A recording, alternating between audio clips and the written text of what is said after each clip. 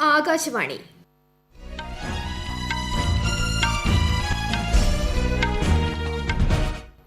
നമസ്കാരം. വാർത്തകൾ വായിക്കുന്നത് ലിഖിത വിജയൻ.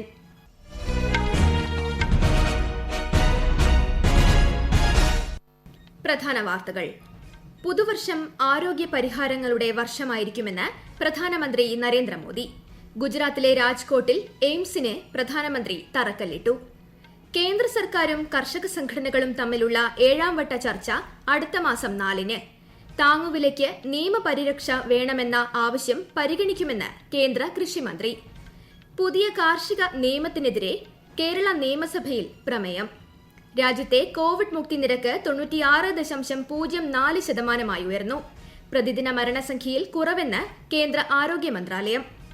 കേരളത്തിൽ നിലവിൽ ചികിത്സയിലുള്ളത് 65,000-ലേറെ കോവിഡ് രോഗികൾ. വാർത്തകൾ വിശദമായി. 2020 ആരോഗ്യ വെല്ലുവിളികളുടെ വർഷമായിരുന്നുവെങ്കിൽ 2021 ആരോഗ്യ പരിഹാരങ്ങളുടെ വർഷമായിരിക്കുമെന്ന് പ്രധാനമന്ത്രി നരേന്ദ്രമോദി. ഗുജറാത്തിലെ രാജ്കോട്ടിലുള്ള എയിംസിന് തറക്കല്ലിട്ട് സംസാരിക്കുകയായിരുന്നു അദ്ദേഹം. രാജ്കോട്ടിലെ പുതിയ ദേശീയ ആരോഗ്യ സംവിധാനത്തിന് തുടക്കം കുറിക്കുന്നതിലൂടെ പുതുവർഷത്തിന്റെ മുൻഗണന ആരോഗ്യ സംവിധാനങ്ങളുടെ വികസനമാണെന്ന് അടയാളപ്പെടുത്തുകയാണ്. ആരോഗ്യരംഗത്തെ ഭീഷണി എല്ലാ മേഖലകളെയും സാരമായി ബാധിക്കുന്നു. കോവിഡ് പ്രതിരോധ മരുന്ന് രാജ്യത്തിന്റെ എല്ലാ കോണുകളിലും എത്തിക്കുന്നതിനുള്ള ശ്രമങ്ങൾ വിവിധ ഘട്ടങ്ങളിലായി നടക്കുകയാണെന്നും പ്രധാനമന്ത്രി പറഞ്ഞു. കേന്ദ്ര സർക്കാരും കർഷക സംഘടനകളും തമ്മിലുള്ള 7ാം വട്ട ചർച്ച അടുത്ത മാസം 4-ന്.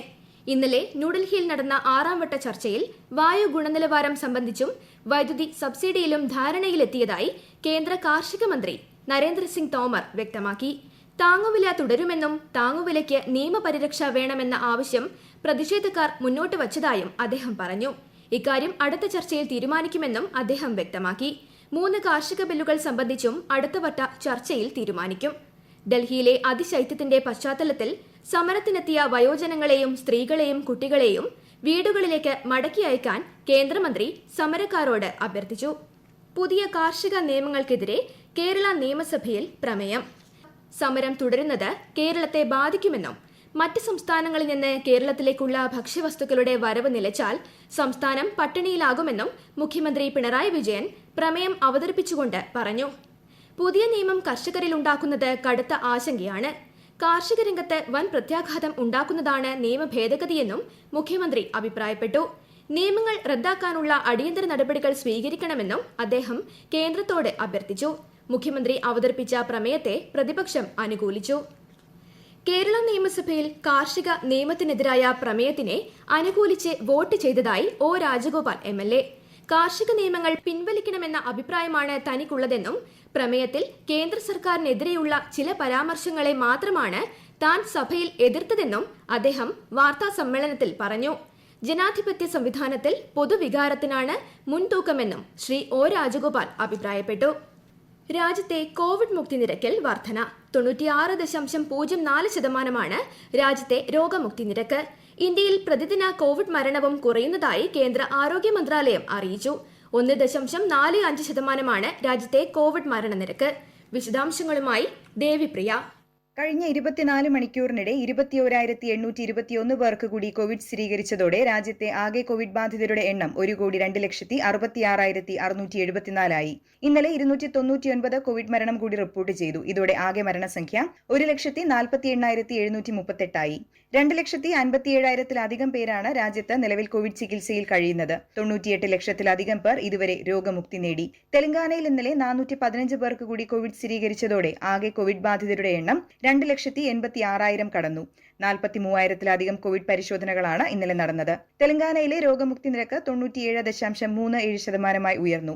ഇന്നലെ 3 പേർ കൂടി മരിച്ചതോടെ കോവിഡ് മൂലം മരണമടഞ്ഞവരുടെ എണ്ണം 1,541 ആയി. ഹൈദരാബാദിൽ 91 പേർക്കാണ് ഇന്നലെ കോവിഡ് സ്ഥിരീകരിച്ചത്. മധ്യപ്രദേശിൽ തുടർച്ചയായി കോവിഡ് സ്ഥിരീകരിക്കുന്നവരുടെ എണ്ണത്തേക്കാൾ രോഗമുക്തി നേടിയവരുടെ എണ്ണം ഉയരുന്നു. ഇതുവരെ 2,27,000-ത്തിലധികം പേരാണ് കോവിഡ് മുക്തരായത്. ഇന്നലെ 27,000-ത്തോളം കോവിഡ് സാമ്പിളുകൾ പരിശോധിച്ചതിൽ 866 പേർക്ക് മാത്രമാണ് രോഗം സ്ഥിരീകരിച്ചത്. News desk, Akashvani. കേരളത്തിൽ നിലവിൽ കോവിഡ് ചികിത്സയിലുള്ള രോഗികളുടെ എണ്ണം 65,394 ആയി. കോട്ടയം, എറണാകുളം ജില്ലകളിലാണ് ഏറ്റവും കൂടുതൽ പേർ ചികിത്സയിലുള്ളത്. ലോകത്ത് ഇതുവരെ കോവിഡ് സ്ഥിരീകരിച്ചവരുടെ എണ്ണം 8,30,00,000 കടന്നു. ഇതിൽ 5,86,00,000-ലധികം പേർ രോഗമുക്തി നേടി. 2,23,00,000-ലധികം പേരാണ് ലോകത്താകമാനം കോവിഡ് ചികിത്സയിൽ കഴിയുന്നത്. ഈ വാർത്തകൾ ആകാശവാണിയിൽ നിന്ന്. കൊറോണ ആശങ്കയല്ല, ജാഗ്രതയാണ് വേണ്ടത്. കേന്ദ്ര ആരോഗ്യ മന്ത്രാലയം പുറപ്പെടുവിക്കുന്ന നിർദ്ദേശങ്ങൾ. ജനങ്ങൾ കൂട്ടം കൂടുന്നത് ഒഴിവാക്കുക. ഇടയ്ക്കിടെ കൈകൾ സോപ്പും വെള്ളവും ഉപയോഗിച്ചോ സാനിറ്റൈസർ ഉപയോഗിച്ചോ വൃത്തിയാക്കുക. നിർബന്ധമായും മാസ്ക് ധരിക്കുക. പനിയോ ചുമയോ ശ്വാസതടസ്സമോ തുടരുന്ന സാഹചര്യത്തിൽ വൈദ്യസഹായം തേടുക.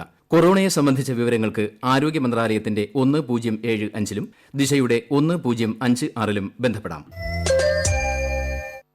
പ്രധാനമന്ത്രി നരേന്ദ്രമോദിയുടെ അധ്യക്ഷതയിൽ 34ാമത് പ്രഗതി ചർച്ച ഇന്നലെ സംഘടിപ്പിച്ചു. വിവിധ പദ്ധതികൾ, പരിപാടികൾ, പരാതികൾ എന്നിവ സംബന്ധിച്ച് ആശയവിനിമയം നടന്നു. റെയിൽവേ, ഉപരിതല ഗതാഗത മന്ത്രാലയം, ഭവന നഗരകാര്യ മന്ത്രാലയം എന്നിവയുടെ പദ്ധതികൾ ചർച്ച ചെയ്തു. ആയുഷ്മാൻ ഭാരത്, ജൽ ജീവൻ മിഷൻ, ഉപഭോക്തൃകാര്യം തുടങ്ങിയവയും ചർച്ചാ വിഷയമായി. പദ്ധതികൾ നിശ്ചിത സമയത്ത് തന്നെ പൂർത്തീകരിക്കാനും പരാതികൾ വേഗത്തിൽ പരിഹരിക്കാനും പ്രധാനമന്ത്രി ഉദ്യോഗസ്ഥർക്ക് നിർദ്ദേശം നൽകി. കോവിഡ്-19 വ്യാപനത്തെ തുടർന്ന് അന്താരാഷ്ട്ര വിമാന സർവീസുകളിൽ ഏർപ്പെടുത്തിയ നിയന്ത്രണം അടുത്ത മാസം 31 വരെ ദീർഘിപ്പിച്ചതായി directorate general of civil aviation അറിയിച്ചു. യാത്രാ വിമാനങ്ങൾക്ക് സർവീസ് നടത്താൻ അനുമതി ഉണ്ടാവില്ല. അന്താരാഷ്ട്ര കാർഗോ സർവീസുകളെയും പ്രത്യേക അനുമതിയുള്ള വിമാനങ്ങളെയും ഇത് ബാധിക്കില്ല. നാളെ മുതൽ രാജ്യത്തെ എല്ലാ വാഹനങ്ങൾക്കും ഫാസ്ടാഗ് നിർബന്ധമാകും. ഇതോടെ ടോൾ പ്ലാസകളിൽ വാഹനം നിർത്തി പണം നൽകേണ്ട ആവശ്യമുണ്ടാകില്ല. ഇത് ഇന്ധനവും സമയവും ലാഭിക്കും. 2017 ഡിസംബർ 1 മുൻപ് വിൽപ്പന നടത്തിയ പഴയ വാഹനങ്ങൾക്കും 2021 ജനുവരി 1 മുതൽ ഫാസ്ടാഗ് നിർബന്ധമാക്കി ഗതാഗത മന്ത്രാലയം കഴിഞ്ഞ മാസം വിജ്ഞാപനം ഇറക്കിയിരുന്നു. കേരളത്തിൽ സ്കൂളുകളിൽ 10-12 ക്ലാസുകൾ നാളെ തുടങ്ങും. ഒരേ സമയം 50% കുട്ടികളെ മാത്രമേ പ്രവേശിപ്പിക്കാവൂ എന്നും ആദ്യത്തെ ആഴ്ച ഒരു ബെഞ്ചിൽ ഒരു കുട്ടി എന്ന നിലയിൽ ക്ലാസുകൾ ക്രമീകരിക്കണമെന്നും വിദ്യാഭ്യാസ വകുപ്പ് നിർദ്ദേശം നൽകി. 10-12 ക്ലാസുകളിൽ 300-ൽ കൂടുതൽ കുട്ടികളുള്ള സ്കൂളുകളിൽ ഒരേ സമയം 25% കുട്ടികൾക്ക് മാത്രമാണ് അനുമതി. കുട്ടികൾക്ക് സ്കൂളിലെത്താൻ രക്ഷിതാക്കളുടെ സമ്മതപത്രം നിർബന്ധമാണ്. കോവിഡ് ഭീഷണി നിലനിൽക്കുന്ന സാഹചര്യത്തിൽ കേരളത്തിൽ പുതുവത്സര ആഘോഷങ്ങൾക്ക് നിയന്ത്രണം ഏർപ്പെടുത്തി. ഇന്ന് ആളുകളെ പങ്കെടുപ്പിച്ചുള്ള പൊതുപരിപാടികൾ നടത്താൻ പാടില്ലെന്ന് ദുരന്ത നിവാരണ വകുപ്പ് ഉത്തരവിറക്കി. എല്ലാ ആഘോഷങ്ങളും രാത്രി 10 മണിക്ക് അവസാനിപ്പിക്കണമെന്നും നിർദ്ദേശമുണ്ട്. ആഘോഷങ്ങളിൽ മാസ്ക്, സാനിറ്റൈസർ, സാമൂഹിക അകലം എന്നിവ നിർബന്ധമായും പാലിക്കണം. നിയന്ത്രണം ലംഘിക്കുന്നവർക്കെതിരെ കർശന നിയമ നടപടി സ്വീകരിക്കാനും നിർദ്ദേശമുണ്ട്. കർണാടകയിൽ ഇന്ന് വൈകുന്നേരം മുതൽ നാളെ രാവിലെ വരെ 5 പേരിൽ കൂടുതൽ കൂട്ടം ചേരുന്നതിൽ നിരോധനം ഏർപ്പെടുത്തി.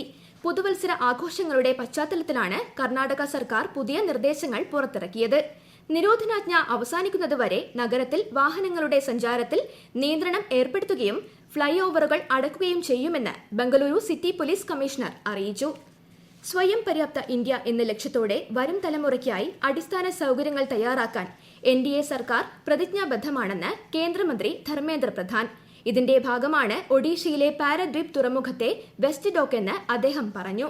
കോവിഡ് പശ്ചാത്തലത്തിൽ ആദായ നികുതി റിട്ടേണുകൾ സമർപ്പിക്കാനുള്ള സമയപരിധി കേന്ദ്ര സർക്കാർ ജനുവരി 10 വരെ നീട്ടി. കമ്പനികൾക്ക് ആദായ നികുതി റിട്ടേണുകൾ ഫെബ്രുവരി 15 വരെ സമർപ്പിക്കാം. നേരത്തെയുള്ള പ്രഖ്യാപനം പ്രകാരം വ്യക്തിഗത റിട്ടേണുകൾ സമർപ്പിക്കാനുള്ള അവസാന തീയതി ഇന്നും കമ്പനികൾക്ക് റിട്ടേൺ സമർപ്പിക്കാനുള്ള അവസാന തീയതി ജനുവരി 31 ആയിരുന്നു. കോവിഡ് പ്രതിരോധ മരുന്ന് വിതരണത്തിന് അടിയന്തര അനുമതി തേടി Pfizer, serum institute of India, Bharat biotech തുടങ്ങിയ കമ്പനികൾ സെൻട്രൽ ഡ്രഗ് സ്റ്റാൻഡേർഡ് കൺട്രോൾ ഓർഗനൈസേഷന്റെ വിദഗ്ധ സമിതിയുമായി കൂടിക്കാഴ്ച നടത്തി. ഭാരത് ബയോടെക്, സെറം ഇൻസ്റ്റിറ്റ്യൂട്ട് എന്നിവർ നൽകിയ അധിക വിവരങ്ങൾ സമിതി പരിശോധിച്ചു. ഈ വിവരങ്ങളിൽ വിശകലനം തുടരുകയാണ്. വിദഗ്ധ സമിതി നാളെ വീണ്ടും യോഗം ചേരും. പ്രധാന വാർത്തകൾ ഒരിക്കൽ കൂടി. പുതുവർഷം ആരോഗ്യ പരിഹാരങ്ങളുടെ വർഷമായിരിക്കുമെന്ന് പ്രധാനമന്ത്രി നരേന്ദ്രമോദി. ഗുജറാത്തിലെ രാജ്കോട്ടിൽ എയിംസിന് പ്രധാനമന്ത്രി തറക്കല്ലിട്ടു. കേന്ദ്ര സർക്കാരും കർഷക സംഘടനകളും തമ്മിലുള്ള 7ാം വട്ട ചർച്ച അടുത്ത മാസം 4-ന്. താങ്ങുവിലയ്ക്ക് നിയമപരിരക്ഷ വേണമെന്ന ആവശ്യം പരിഗണിക്കുമെന്ന് കേന്ദ്ര കൃഷിമന്ത്രി. പുതിയ കാർഷിക നിയമത്തിനെതിരെ കേരള നിയമസഭയിൽ പ്രമേയം. രാജ്യത്തെ കോവിഡ് മുക്തി നിരക്ക് 96.04% ഉയർന്നു. പ്രതിദിന മരണസംഖ്യയിൽ കുറവെന്ന് കേന്ദ്ര ആരോഗ്യ മന്ത്രാലയം. കേരളത്തിൽ നിലവിൽ ചികിത്സയിലുള്ളത് 65,000-ലേറെ കോവിഡ് രോഗികൾ. വാർത്തകൾ കഴിഞ്ഞു. ആകാശവാണി വാർത്തകളും വാർത്താധിഷ്ഠിത പരിപാടികളും all India radio news Thiruvananthapuram എന്ന യൂട്യൂബ് ചാനലിൽ ലഭ്യമാണ്. കൂടുതൽ വാർത്തകൾക്കായി @All India Radio News Thiruvananthapuram എന്ന ഫേസ്ബുക്ക് പേജും @AAR News_TVM എന്ന ട്വിറ്റർ ഹാൻഡിലും സന്ദർശിക്കാം. അടുത്ത വാർത്താ പ്രക്ഷേപണം വൈകുന്നേരം 6:30.